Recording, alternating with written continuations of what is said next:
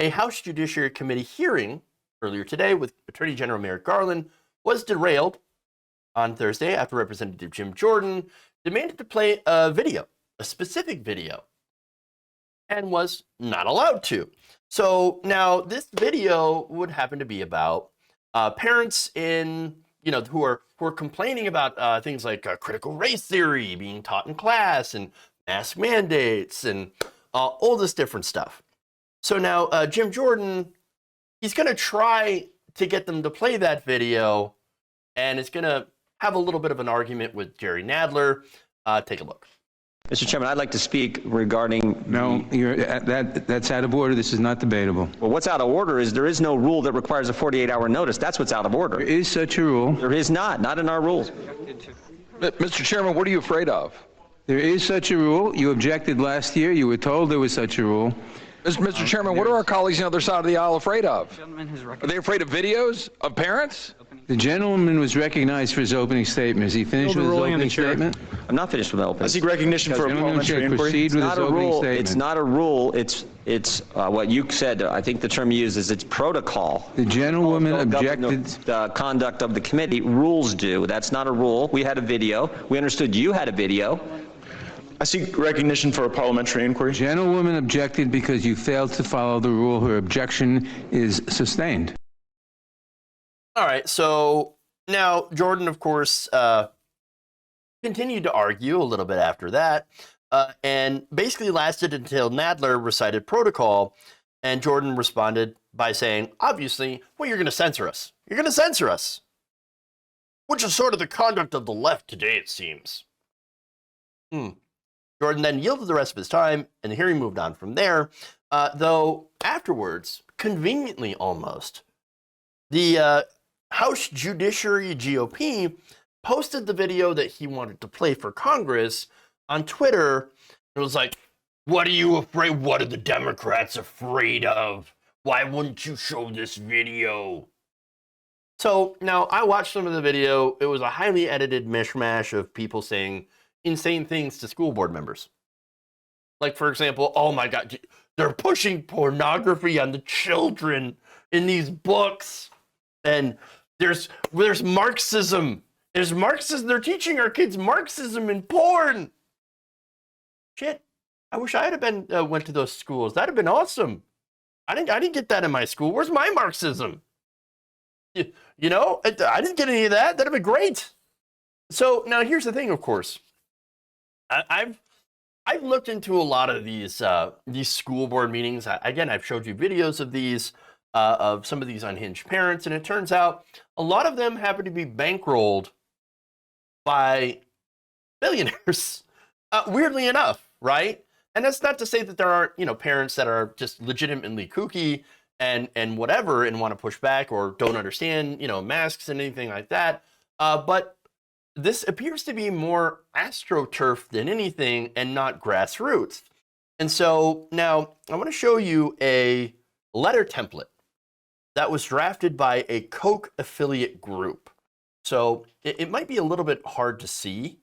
So let me just pull that up anyway and read a little bit from it. So that's just a sample of the first page of one of these templates.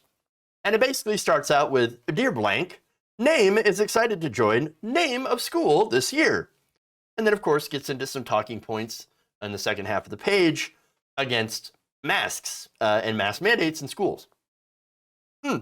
Now, it turns out that the Washington Post did some investigation into this and found that it was made available to paying members of a group called the Independent Women's Network. That is a project of the Independent Women's Forum and Independent Women's Voice that markets itself as a members-only platform that is free from censorship and cancellation. So red flags immediately. So first of all, calling themselves independent, I would say that's a bit of a red flag because they're trying to appear nonpartisan as to be like, no, we're not Republican, we're not conservative. No, we're independent and we're women, obviously.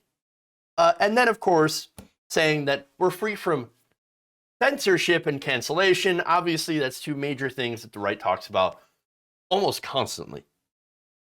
So, and of course, both are nonprofits, once touted by their board chairman and CEO, Heather Higgins being the heiress to the Vicks Vapor Rub fortune, as being part of a unique tool in the, quote, Republican conservative arsenal, because being branded as neutral but actually having the people who know that you're actually conservative puts us in a unique position. This is an actual quote from Higgins. Oh, look at that. See, they just revealed that, yeah, of course, we call ourselves neutral, but of course we're conservative. Yes, and that branding helps us try to appeal to people, because being conservative scares people off because you're all nuts. So they lie about who they are. Wonderful, wonderful. So now the group decided to circulate this letter to, quote, empower people to have a kind, civil conversation. Now, if you, again, watched a lot of these videos where you have unhinged right-wingers that are challenging and threatening school board members over mask mandates, you would know that there is no kind and civil conversation going on. All right? And so, again, you've school board members that have been threatened with violence, chased out, when they're trying to get to their car. And of course, you have, and I forget his name, but I did a story on him a couple of weeks ago, Matt Walsh, who came in and was like, you're a bunch of pedos. Terrible, godless pedo Marxists that are trying to destroy us and cancel me and censor me. Like, shut up, dude. This guy literally rented rented a house or rented a room from somebody just to say that he lived there, even though he doesn't actually live there, nor does he have kids there in that school district. Nonetheless, did all that just to go and speak in front of that school board. So again, this is what the right wing is up to. All right. Now, another example of an astroturfed so-called concerned parent is Virginia resident Harry Jackson. Harry Jackson has been an outspoken attendee at school board meetings in Northern Virginia's Fairfax County, who claimed on Fox News that he's just a concerned parent. I'm not an activist. Activist? No. I just care about the children. I care about the children. I'm just going to protect the children. That's what I'm doing. That's why I'm going to these school board meetings. Yes, absolutely. Now, Judd Legum looked into this and found that Jackson was part of a leadership team of a group called Parents Defending Education.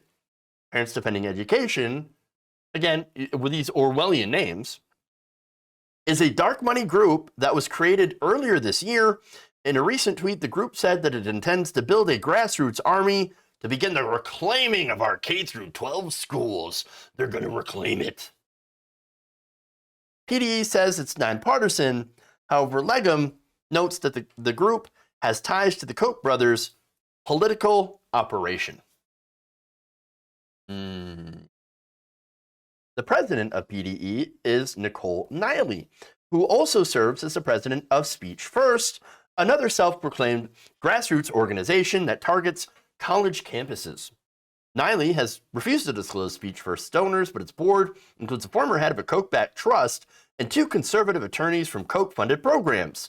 Niley also previously worked at the Independent Women's Forum. Oh, here we go. Another dark money group funded by the Charles Koch Institute and Franklin Center for Government and Public Integrity, which Columbia Journalism Review reported in 2013 was the Koch's leading media investment to date. Jackson himself is also heavily involved in a group called Educators for Youngkin, which is part of the campaign of Republican nominee Glenn Youngkin for governor of the state. Jackson claims to publicly be a Democrat. Well, of course, if you look on his social media, he consistently attacks Democrats from that Twitter account. Weird. Working for a Koch-backed Republican group and attacking Democrats.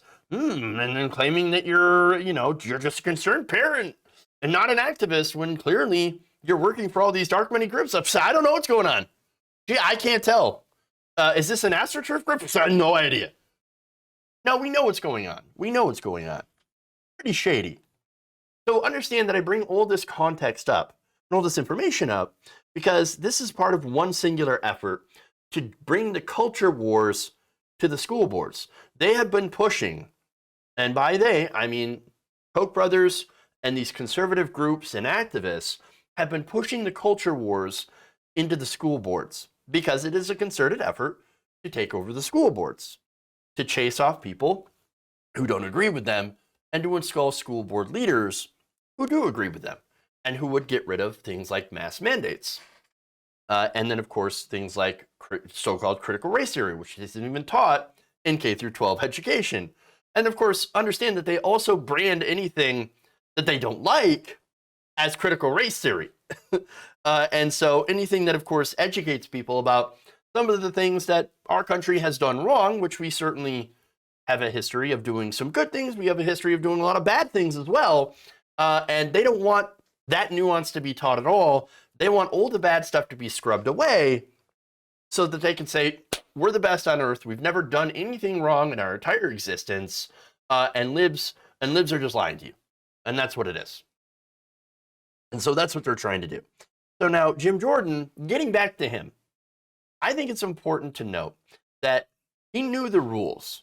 They were talking about rules. They're talking about process. Democrats are obsessed with rules and process. And that's part of the reason why I'm so frustrated by them sometimes. But Jim Jordan, again, last year, he tried doing the same thing, bringing up a video and saying, look, I got a video here. I want to show you a video. Well, you didn't clear it with us. You were supposed to clear it with us 48 hours ago if you wanted to use a video. He didn't do that. He got reprimanded. And again, he did the same stunt.